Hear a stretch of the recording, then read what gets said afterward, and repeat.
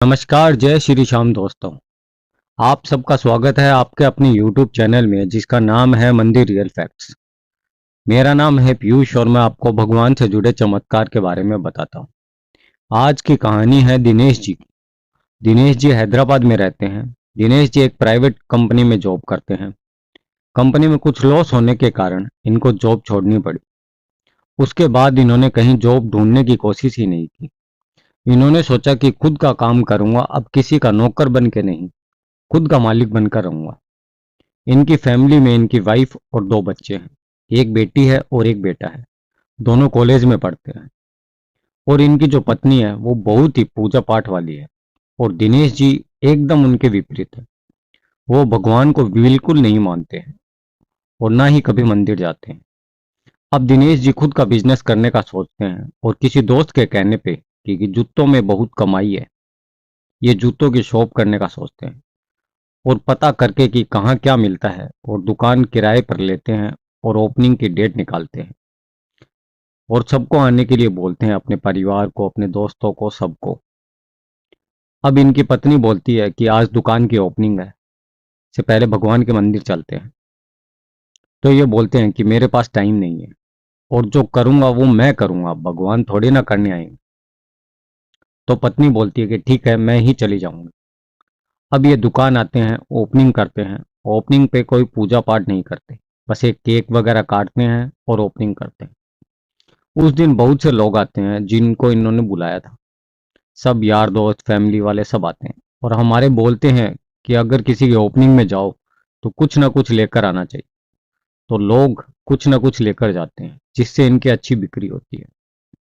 ये बहुत खुश हो जाते हैं और घर आते हैं तो सबके लिए कुछ ना कुछ लेकर आते हैं।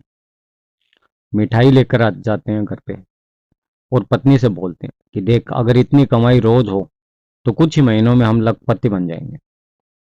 अब अगले दिन दुकान जाते हैं और आज इनकी बोनी भी नहीं होती है। सुबह से शाम हो गई पर एक भी। अब दुकान को बंद करके आए तो पत्नी ने पूछा कि आज क्या हुआ, कल से ज्यादा या कल से थोड़ा कम। आज इनकी भाई बोनी नहीं होने से ये थोड़ा गुस्से में थे, तो पत्नी को बातें सुनाने लगे। तो वो समझ गई। अब एक महीने बाद दुकान को बंद करना पड़ा। उसके बाद एक महीने घर पर बैठना पड़ा। तो पत्नी ने बोला, कुछ काम नहीं करते हो, इतने जो भी कर लो, घर कैसे चलेगा वरना। अब इनके किसी दोस्त ने इनको बोल दिया कि बच्चों के खिलौने के काम में बहुत कमाई है। 10 का आता है दिल्ली सदर बाजार में और 50 का बिकता है। 20 का आता है और 100 में बिकता है। इनको भी अच्छा लगा कि ये काम ठीक है, अब तो इसी काम को करूंगा। और ये पैसों का जुगाड़ करने लग गए और इनको कहीं से लोन भी मिल जाता है और जाके ये दुकान किराए पर लेते हैं और खिलौने भी ले आते हैं। अब इनके घर पर बाबा श्याम के भजन संध्या का इनविटेशन आता है। तो इनकी पत्नी इनसे बोलती है कि मैं तो इन बाबा को जानती नहीं हूँ, जाना चाहिए या नहीं जाना चाहिए। तो ये बोलते हैं कि तुझे जाना है तो जा, वरना मत जा। और ये बोलकर ये खाना खा कर सोने चले जाते हैं। पत्नी दोनों बच्चों को लेकर भजन संध्या में चली जाती है और वहां बाबा श्याम की तस्वीर को देखकर बोलती है कि ये तो कृष्ण जी है। तो पंडित जी बोलते हैं कि बेटा, ये कृष्ण जी नहीं, खाटू श्याम जी हैं, शीश के दानी हैं। शायद तुम पहली बार आई हो तो तुम्हें पता नहीं है। तो इन्होंने बोला कि हाँ, मैं पहली बार आई हूँ। तो पंडित जी ने इनको बाबा श्याम के प्रसाद के साथ एक बाबा की बहुत ही खूबसूरत फोटो भी देते हैं। अब ये घर आकर अपने पति जो सो चुके थे उनको बोलती है कि बाबा श्याम की फोटो के दर्शन कर लो। पर बोलते हैं ना, जिसकी किस्मत सो रही हो वो बाबा श्याम के दर्शन कैसे कर पाएगा। अब ये पत्नी सुबह बोलती है बाबा श्याम से कि बाबा, सुना है आप चमत्कार करते हो, पर आज कुछ ऐसा करो कि ये दुकान ना जा पाए। अब ये बोलते हैं कि पत्नी को कि कल ओपनिंग है, आज सारा काम करना है मुझे, मैं जल्दी जाऊंगा, तू कुछ नाश्ता बना दे। जैसे ही ये नाश्ता करने अब बैठते हैं उतने में इनकी किस्मत खराब थी या बाबा का चमत्कार हुआ, तेज बारिश आना शुरू हो गई। और बारिश इतनी तेज थी कि ये दुकान नहीं जा पाए। उस टाइम ये फोन से कैब वगैरह बुक नहीं होती, ना इनके पास कोई गाड़ी थी और गली में भी पानी भर गया था। इस कारण ये पूरे दिन दुकान नहीं जा पाए। अब दूसरे दिन अच्छी धूप निकली, इन्होंने दुकान की ओपनिंग की। इस बार भी इन्होंने भगवान की पूजा पाठ नहीं की और इस बार कम ही रिश्तेदार आए, 5-10 ही आए होंगे। अब धीरे धीरे इनको ये दुकान भी 3 महीने में बंद करनी पड़ी। अब ये एकदम टूट गए थे। इस बार कर्जा भी हो गया था, लोन भी था। अब ये परेशान हो गए और पत्नी से बोले कि मैं कुछ करने लायक नहीं हूं, मैं नौकरी करने लायक ही हूं, और रोने लगे। तो पत्नी बोलती है कि खाना खा लो। और ये खाना खाने बैठते हैं तो दाल में कुछ मसालों की कमी थी। तो इन्होंने अपनी पत्नी से बोला कि अंदर से मसाले लेके आओ, और 2-3 मसालों को मिलाकर ये दाल को टेस्टी खाने लायक बना लेते हैं। तो पत्नी इनसे बोलती है कि आप मसालों का काम क्यों नहीं कर लेते। तो ये पत्नी को बोलते हैं कि फालतू की बात मत कर, मुझे लोगों के पैसे देने हैं और लोन भी भरना है, मुझे पता है क्या कुछ मसालों के बारे में। तो पत्नी बोलती है कि बाबा श्याम से पूछते हैं कि करना चाहिए या नहीं करना चाहिए।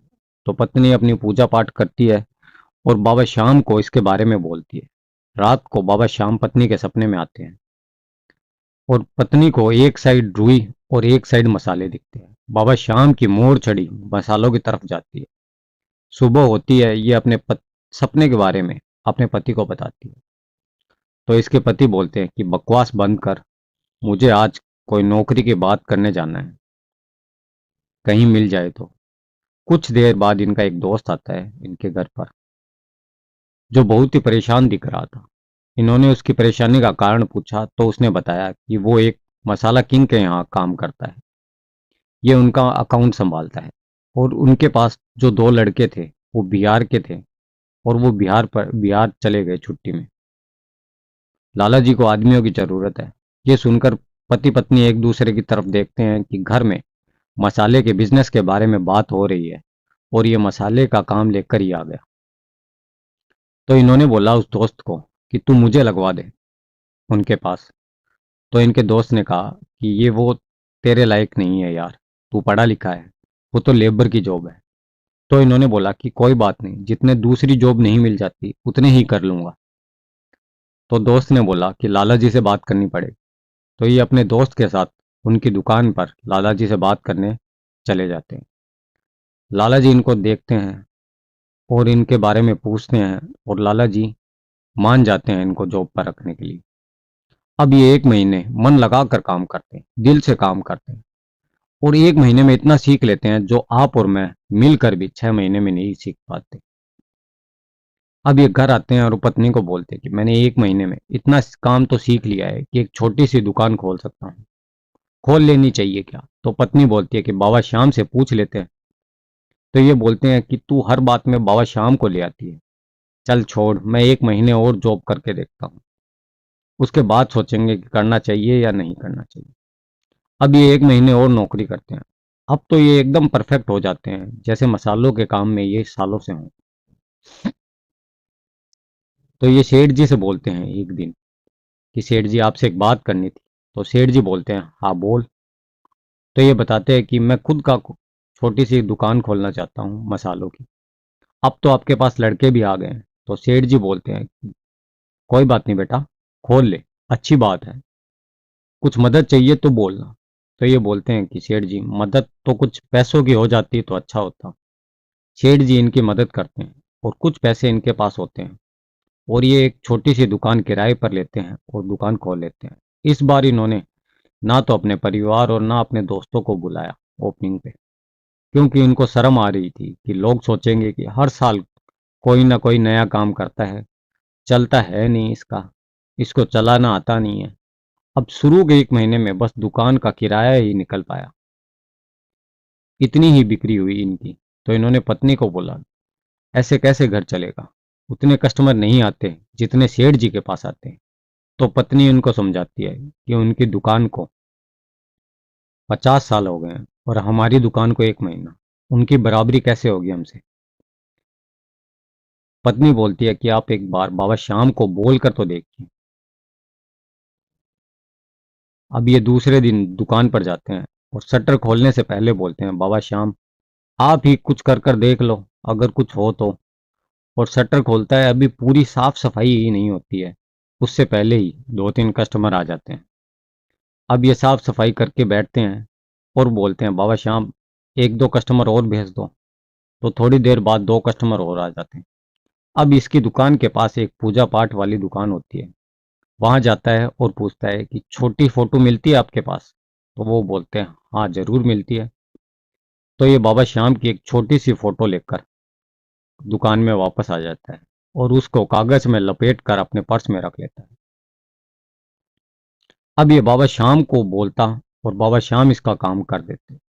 इसकी दुकान थोड़ी अच्छी चलने लगी। अब इसने लोन जो लिया था और वो जो उधार ली थी वो चुका दी और कुछ खुश रहने लगा, क्योंकि बाबा श्याम को बोलते ही इसका काम हो रहा था।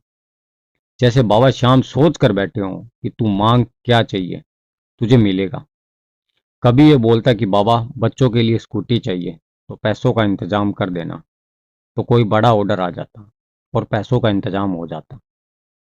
ये बाबा श्याम का इतना बड़ा भक्त बन चुका था कि फोन उठाते ही जय श्री श्याम बोलने लगा और घर पर ऐसे रहता जैसे भगवान को मानता ही नहीं। बाबा श्याम को बोलता कि बाबा ये चाहिए तो बाबा उसके लिए पैसों का इंतजाम कर देते। एक दिन पत्नी ने किसी दूसरे नंबर से इनको कॉल किया तो इन्होंने फोन उठाते ही बोला जय श्री श्याम।